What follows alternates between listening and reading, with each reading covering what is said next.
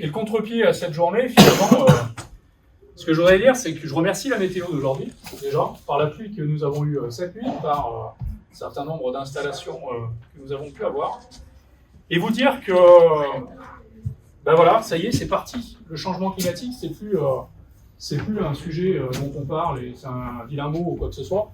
Il y a quand même des signes avant-coureurs, et des signes très marquants, qui montrent quand même des contrastes assez importants entre des situations 2022, 31 mai, col de l'Iseran, et puis cette année, ouverture uniquement partielle, le 14 juin. Voilà, il faut quand même le souligner, col de l'Iseran. On est quand même sur des phénomènes climatiques qui sont particuliers,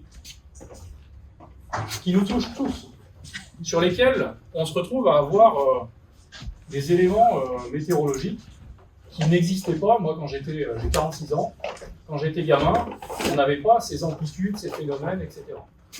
Et donc, face à ce changement climatique, nous est venue, en tout cas, cette mission, c'est dit que Tétradis devait absolument remplir un rôle, et ce rôle étant... Bonjour, excusez-moi, monsieur. Bonjour, Farid. Tu me feras le plaisir de l'apéro. Pas de souci. J'ai l'excuse de mes parents. Donc, vous dire simplement que voilà, il nous a semblé être important au sein de Tétradis, en plus de nos activités qui sont nos activités historiques dans le domaine des réseaux de télécommunications, dans le domaine de la construction d'infrastructures au sens large du terme, de pouvoir participer d'une manière ou d'une autre à, je ne vais pas dire enrayer ce phénomène du changement climatique, mais en tout cas participer de manière active à proposer des solutions qui, dans le domaine des réseaux télécoms, qui sont un consommateur d'énergie absolument fantastique, de trouver des solutions pour venir abaisser ces niveaux de consommation et faire en sorte que l'on puisse continuer de développer les usages tout en ayant des capacités à pouvoir réduire notre empreinte environnementale. Donc on est un peu à la quadrature du cercle, c'est pas forcément évident, mais malgré tout, on en est convaincu que nos activités historiques, qui sont des activités extractrices de matières premières pour fournir un certain nombre de composants qui sont déployés un peu partout, doivent pouvoir, à un moment donné, nous devons de compenser l'intégralité de ce que l'on met sur le marché en termes de composants par des solutions qui vont permettre aussi de réduire l'impact environnemental. Donc en guise d'introduction, et juste pour vous donner une idée de pourquoi nous allons dans cette voie, pourquoi nous allons dans cette direction, il me semblait important de vous faire ce petit contraste de manière assez simple.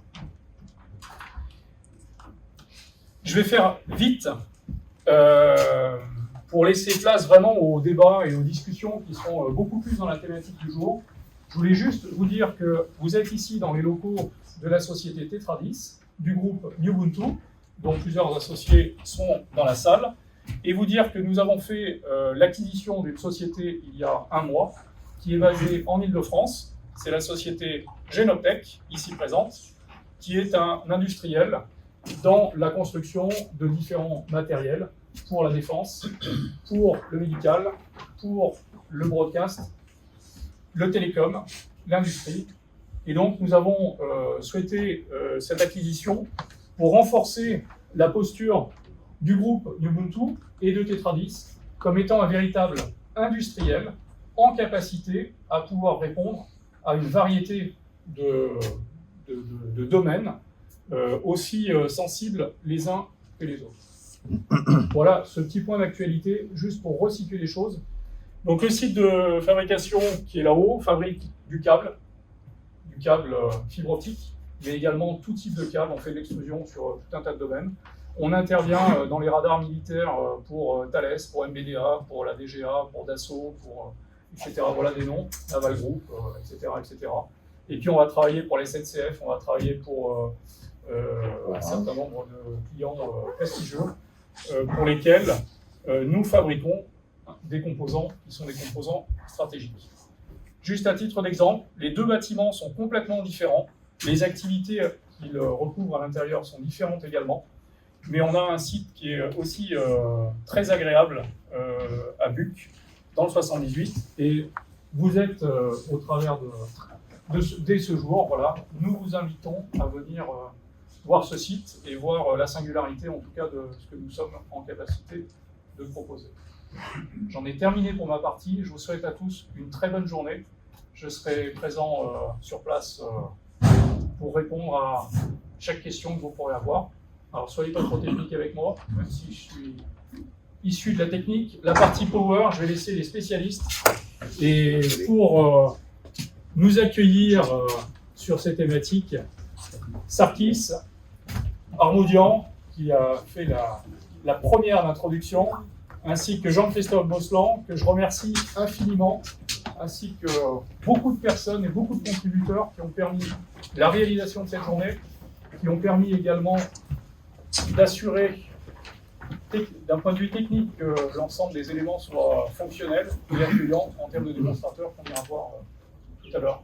Merci à tous et bonne journée. Merci Mario.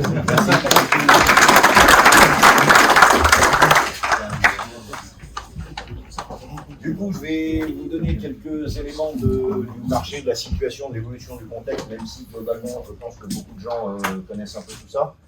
Je vais m'appuyer sur quelques chiffres et je vais essayer d'être concret et pas rébarbatif, pas lourd avec ces sujets-là. Donc, en 2019, l'État lance un plan d'orientation qui s'appelle la programmation pluriannuelle de l'énergie, le PPE. Ça concerne le développement de l'ensemble des énergies renouvelables avec des objectifs qui sont fixés en 2019 pour 2 phases. Une première phase 2019-2023, une deuxième phase 2023-2028. Si on fait un focus sur la partie photovoltaïque, on voit que l'objectif qui a été fixé pour 2023, c'est 20 gigawatts. Ça a été fixé en 2019. Et pour 2028, entre 35 et 44 gigawatts installés. Ça, c'est les objectifs qu'on s'est donnés en 2019. Si on regarde un peu où on en est aujourd'hui, fin 2023, on nous dit qu'on a installé à peu près 17 gigawatts, alors que le point bas était à 20. Et si on regarde un peu les deux tendances, la tendance haute et la tendance basse qui étaient annoncées, sur la tendance haute qui nous amène à 44 gigawatts en 2028, on voit qu'on a à peu près 4,3 mégawatts de retard. Ici, on a un petit tableau du parc installé au 30 septembre 2022 et les installations qui ont été réalisées sur l'année 2022. Qu'est-ce qu'on voit? On voit le nombre d'installations ici et on voit la puissance que ça représente par nombre d'installations. Et ici, on voit la segmentation. Ce qui est intéressant de voir, c'est que si on fait la somme de ce qui est de 0 à 9 kW, on a à peu près en nombre 60 000 installations. Ce qui représente en nombre 88% des nouvelles installations. Mais quand on regarde ce que ça représente en puissance, cette colonne-là, on voit que ça représente 228 mégas sur les 1700, ça fait 13% seulement de la puissance installée. Et si on étire un peu jusqu'à 36 kg, le volume en nombre représente 92%, et on monte seulement à 16% de la puissance installée. Si on regarde un peu les chiffres à fin 2023, au total, on a plus de 800 000 installations photovoltaïques en France, et par rapport à 2022, ça fait une augmentation de 33%, c'est-à-dire que ça s'accélère fortement. Si on regarde un peu d'où vient cette accélération, on voit que sur le marché du résidentiel, par rapport à l'année précédente, on a fait plus 83%. On a fait presque 2 fois plus. En France, sur la partie moins de 36 kg, on a 460 000 installations sur les 800 000, ce qui fait un peu plus de la moitié. À votre avis, le résidentiel, ça représente quoi? Vous avez une idée un peu en nombre et en puissance? Le résidentiel, c'est 55% du parc en nombre d'installs et c'est 10% en puissance. On retrouve un peu ce qu'on a vu tout à l'heure sur les 3 à 9 kg. Si on regarde un peu sur les installs globales, comment les clients utilisent ces installations, on a 45% des installations photovoltaïques qui sont de l'injection totale, donc un peu moins de la moitié. On a à peu près l'équivalent, c'est-à-dire 46% qui sont de l'autoconsommation avec réinjection du surplus. Et on a seulement 9% du parc total qui concerne de l'autoconsommation seule, sans injection. Si vous voulez réagir, le but c'est que ce soit interactif. Je ne suis pas là pour faire... donc n'hésitez pas, je vois que... Il y a une réaction? Non, N'hésitez pas. N'hésitez pas. c'est clair. Et ce qu'on voit, c'est que globalement, la plupart du temps, les propriétaires de maisons individuelles, ils optent pour l'option autoconsommation avec revente du surplus parce qu'ils trouvent que c'est la version la plus intéressante pour eux. Il y a toute la problématique du contrat, etc. à mettre en place, mais comme c'est plus intéressant, du coup, ça nous ouvre, nous, la possibilité de proposer des services là-dessus. Si on fait un petit... Donc, mes chiffres étaient arrêtés à fin 2023. Si on fait un focus sur ce qui s'est passé en 2024, sur le premier trimestre, puisqu'on a des chiffres qui nous sont donnés par Enedis, trimestre par trimestre.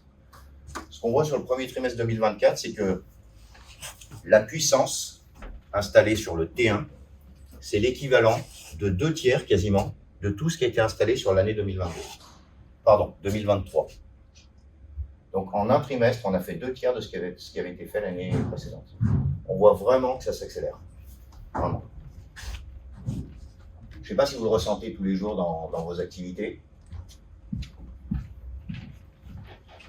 Ici, je vous ai mis une carte de France de la puissance photovoltaïque installée avec une répartition par département, de manière à voir quels sont les départements qui sont le plus avancés et ceux qui sont le moins avancés en termes de déploiement du photovoltaïque.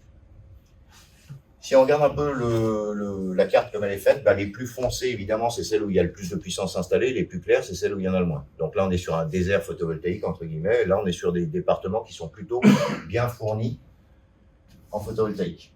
Et on voit que dans le top 3, on a la Haute-Garonne, on a la Gironde, et, je ne l'ai pas fait exprès, c'est les chiffres de Enedis qui disent ça, on a le département de l'Isère.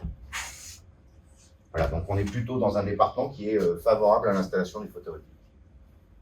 En tout cas pour ceux qui sont du 38. On a des personnes qui viennent de la Moselle et autres départements, mais voilà. Quand on pose la question aux Français, là c'est pour voir un peu si le photovoltaïque est populaire ou pas, quand on pose la question aux ménages français de savoir s'ils sont pour le développement du solaire thermique ou photovoltaïque, eh bien à 89%, ils nous répondent qu'ils sont pour.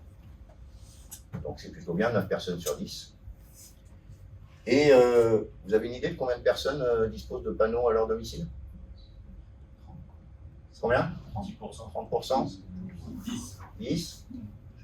Ouais, mais Seb, t'as lu les slides, toi, avant. 11%. Ouais, effectivement. 11%. Donc ça veut dire qu'on a encore la place, quoi. On n'a même pas, on a un dixième du parc, enfin, de gens qui disent qu'ils veulent avoir des panneaux, et on en a que 10% qui sont installés. Donc il y a vraiment encore la place d'avancer sur le sujet. Et petit rappel de ce que notre ministre Bruno Le Maire a annoncé début avril. On est à peu près à 20 gigas, on a vu qu'on était à 17, plus un peu plus en 2024, on va dire 20 gigas là en mars 2024. Et l'idée c'est qu'en 2050, on atteigne 100 gigawatts, c'est-à-dire qu'on doit faire un x5 là.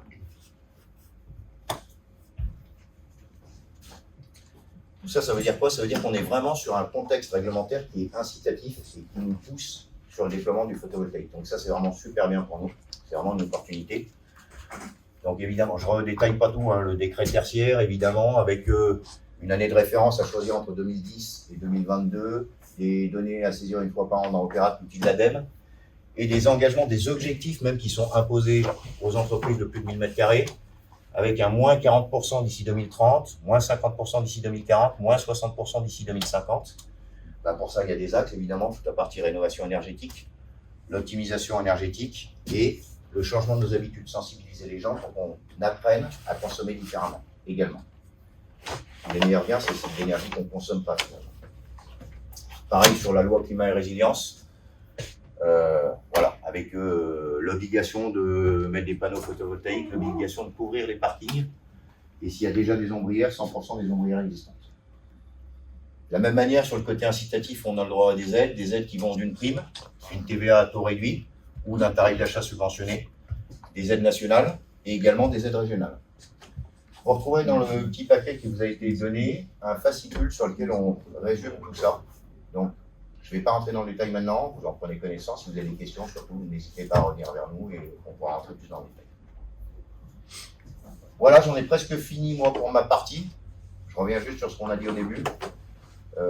Journée le plus concret possible avec des échanges interactifs. N'hésitez pas à vous appuyer sur toutes les personnes qui sont là. On expliquera à la fin qui présente quoi, mais je reviens sur le côté assurantiel, le côté bureau de contrôle. N'hésitez pas. Voilà pour ma partie. Je vais passer la main à Jean-Christophe pour la présentation des produits et solutions Tetradis.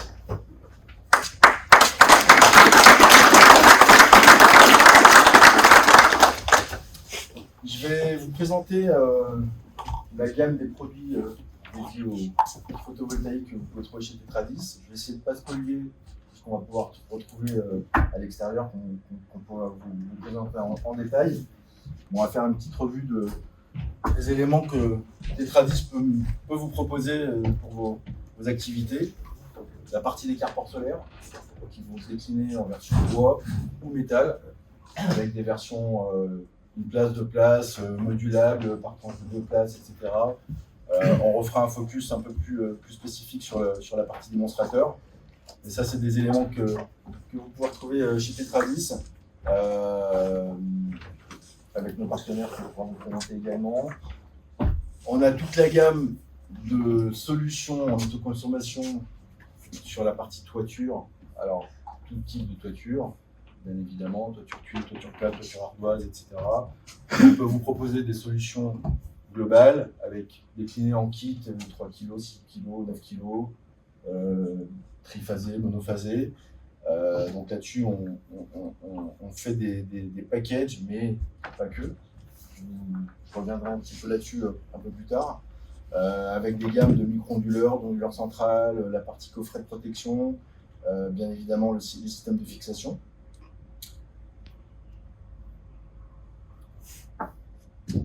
Des parties un peu plus dédiées industrielles, avec des ombrières, plutôt ombrières de parking, pareil, qui peuvent être sur plusieurs déclinaisons.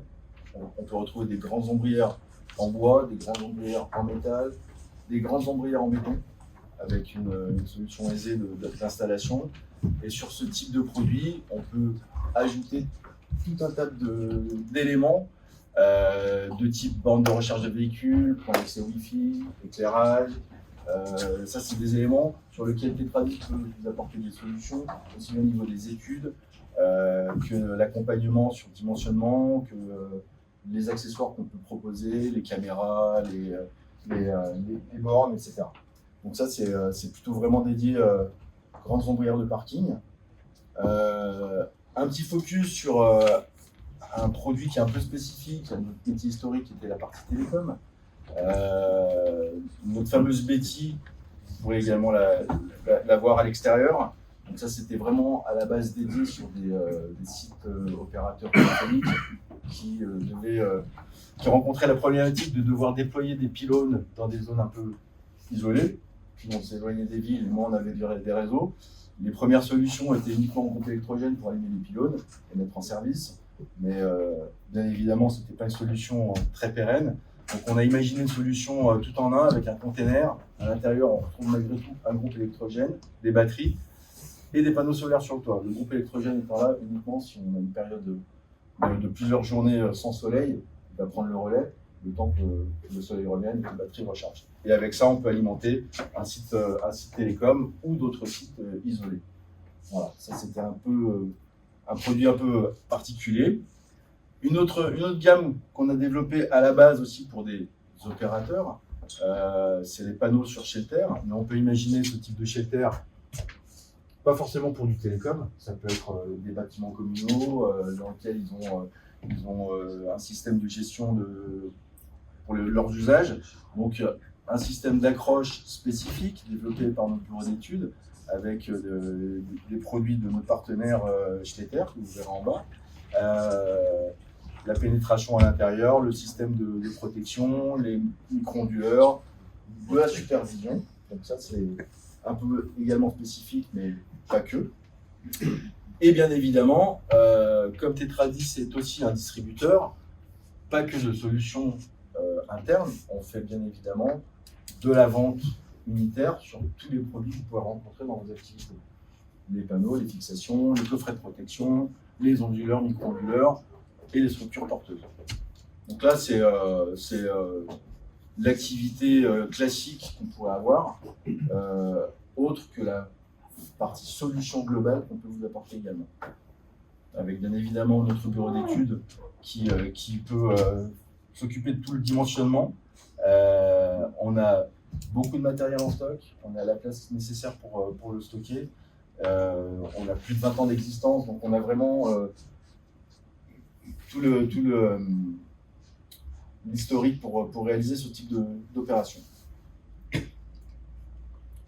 J'ai été rapide et succinct parce que je ne veux pas non plus tout développer avant qu'on voit les éléments à l'extérieur.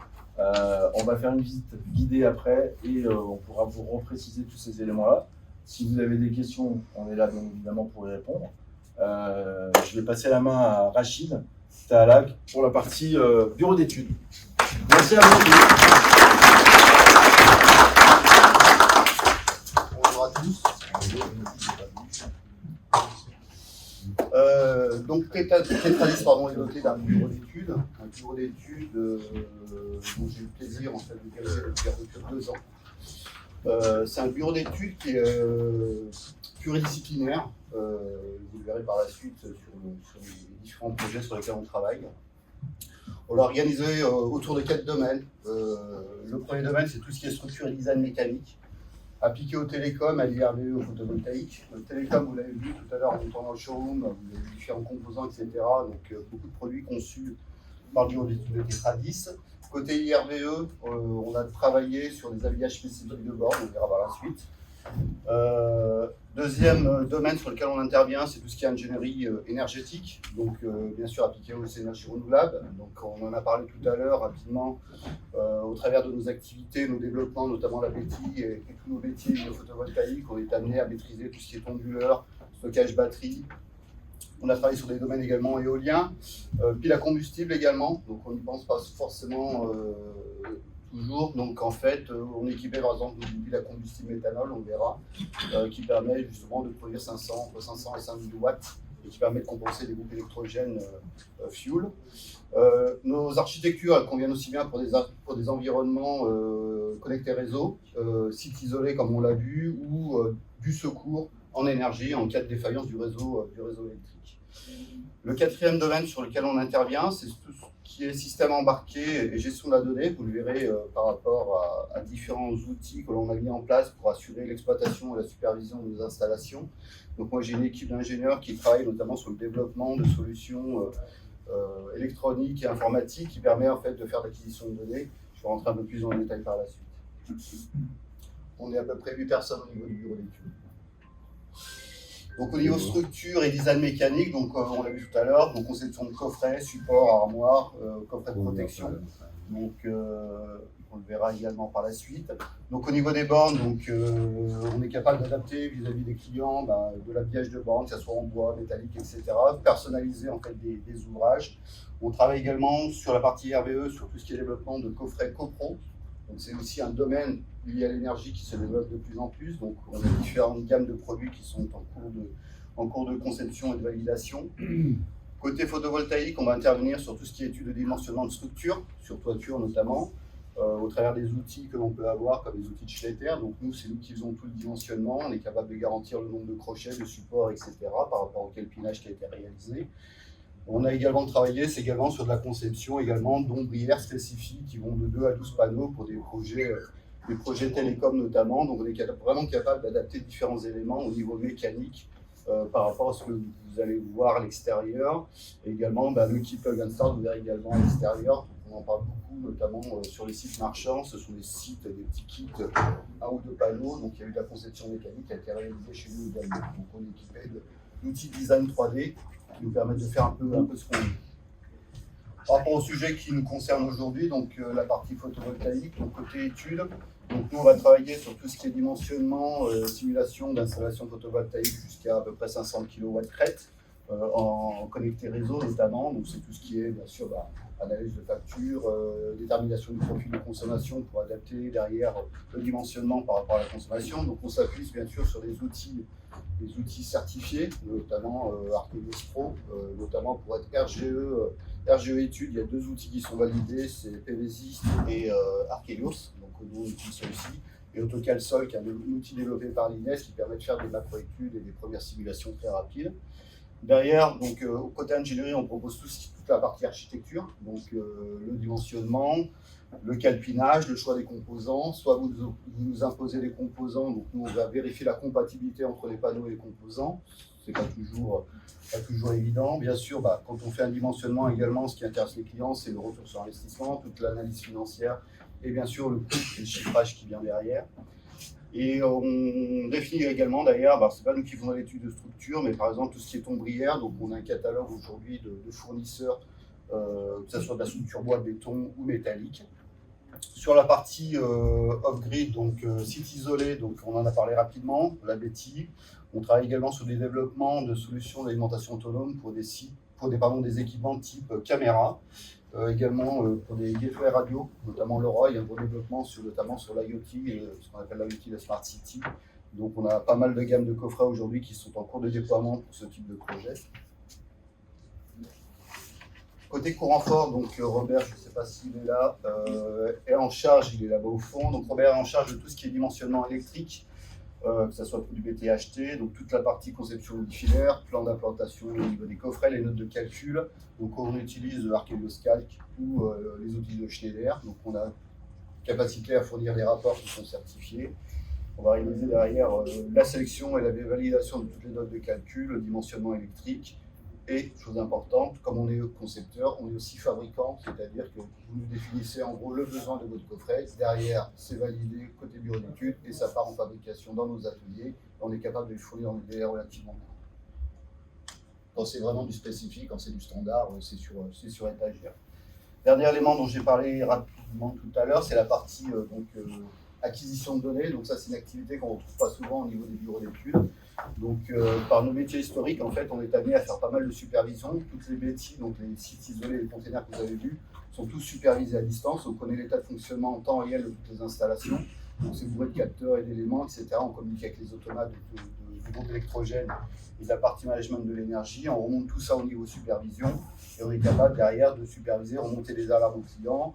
On est allé même un peu plus loin, vous le verrez par la suite, Yacine vous le présentera tout à l'heure. On a fait du développement de cartes électroniques, notamment ce qu'on appelle une gateway ou le Linky Reader. On va voir un cas d'usage tout de suite derrière, qui permet en fait d'apporter un peu plus d'intelligence et de faire un peu ce qu'on veut au niveau des installations, notamment pour faire de la métrologie, mais également aller un peu plus loin, notamment pour pouvoir piloter des équipements.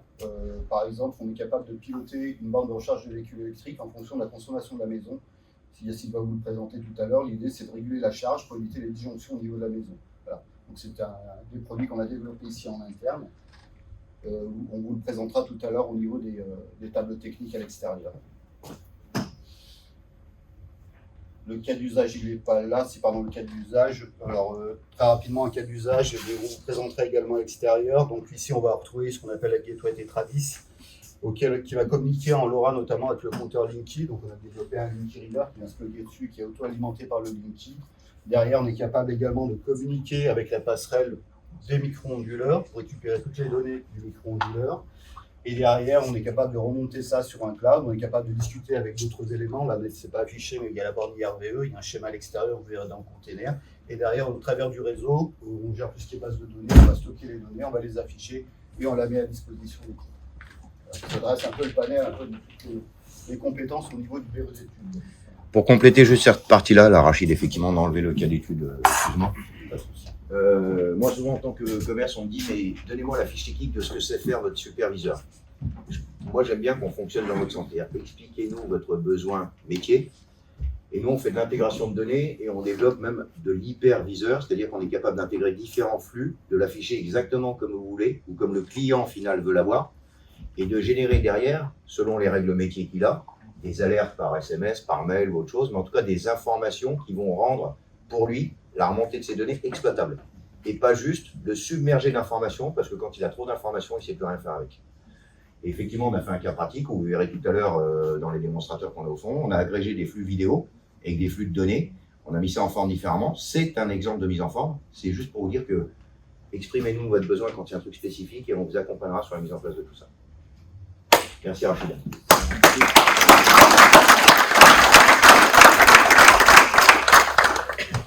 Bien, on avait dit qu'on ferait bref, j'espère qu'on n'a pas été ennuyeux, barbant, etc. Le but maintenant, c'est d'aller faire un tour. On a de la chance, je crois que la météo s'améliore. Donc d'aller faire un tour à l'extérieur, faire un tour sur les démonstrateurs et aller discuter avec l'ensemble des experts qui sont là aujourd'hui. Donc première partie, la visite guidée, on va suivre notre ami JC et moi-même et on va aller faire un tour des démonstrateurs qui ont été mis en place. Donc nous, on est quelque part par là. On va sortir le long, on va aller ici. Là, vous verrez qu'il y a un certain nombre de stands qui ont été installés et les démonstrateurs, c'est la partie qui est là au fond. Donc, je vous propose dans un premier temps d'aller faire un tour tous ensemble sur la partie des démonstrateurs. Et puis ensuite, vous aurez tout le loisir de revenir voir plus en détail les démonstrateurs ou de faire le tour des stands avec la partie. Alors, on va détailler l'ensemble des stands, comme ça vous aurez, vous verrez, vous pourrez mettre un nom sur une tête sur les noms. Alors, on a un stand qui concerne l'ensemble des solutions photovoltaïques de Tetradis, et ça, c'est mon ami Jean-Christophe qui animera ce sujet-là. Ensuite, on a un stand sur la partie structure de fixation des panneaux, sur différents types de supports, que ce soit une toiture cuisse, bac acier, autres. Donc là, on a Schletter qui doit être présent et Nicolas. Nicolas, Elie, il n'est pas là? Ah, c'est Nicolas? Il doit sur le stand. Ok, bah vous le verrez directement sur le stand. Ensuite, on a une thématique autour de tout ce qui est onduleur et micro-onduleur. Guillaume, Julien Pomerol, ici, avec nos amis de chez Caco. Je ne sais pas s'ils sont arrivés. Tout à l'heure, ils n'étaient pas encore arrivés. Pas encore. Ensuite, on a une partie sur toute la partie coffret de protection électrique. Robert, dont on a déjà parlé précédemment, il se fera un plaisir de vous présenter la gamme des coffrets. Je rappelle, c'est des coffrets de conception et d'assemblage Tetradis. On a toute une partie de couplage avec les bornes de recharge des véhicules électriques. C'est Clément, qui est là au fond. La partie supervision, gestion de l'énergie, on aura Yacine et Bertrand, qui sont là au fond. La décennale et le bureau de contrôle, on en a parlé tout à l'heure, on a présenté les personnes, voilà. Et puis l'ensemble des autres personnels de chez Tetradis, on se fera un plaisir de répondre à vos questions et tout élément qui vous semble nécessaire. Cindy, tu voulais dire quelque chose? Moi, je voulais juste préciser un petit quelque chose. On avait dispatché, vu que vous n'êtes pas tous arrivés en même temps, on avait dispatché sur les chaises des sacs. Alors, il y a de la documentation, donc n'hésitez pas à en prendre chacun. Voilà, vous retrouverez tous les éléments que vous aurez vus un peu dans la présentation et sur les démonstrateurs par la suite. Donc, ils ont été faits pour vous. Il y a quelques petits des stylos, des bricoles, voilà. Donc, Parfait. les oubliez pas. Encore une fois, je tenais à vous remercier, vous, parce que d'abord, sans vous, on n'aurait pas fait cette journée, ça n'aurait pas de sens. Mais également, tous les partenaires qui nous ont aidés à monter cette journée. Schletter, Caco, Generali à contrôle. On a deux experts aussi sur la partie structure que je n'ai pas présenté tout à l'heure, mais Georges et Rémi seront là avec Jean-Christophe pour répondre à tous vos sujets problématiques autour des structures métalliques en particulier. Et puis évidemment, toute l'équipe Tetradis. Un grand merci à Jean-Christophe, à Maud, à Cindy, à Rachid, j'en oublie certainement, Yacine et tout, Bertrand et tous les gens qui ont contribué à ce que cette journée puisse être possible aujourd'hui. Merci à tous, prenez du plaisir à faire le tour. Et, Merci.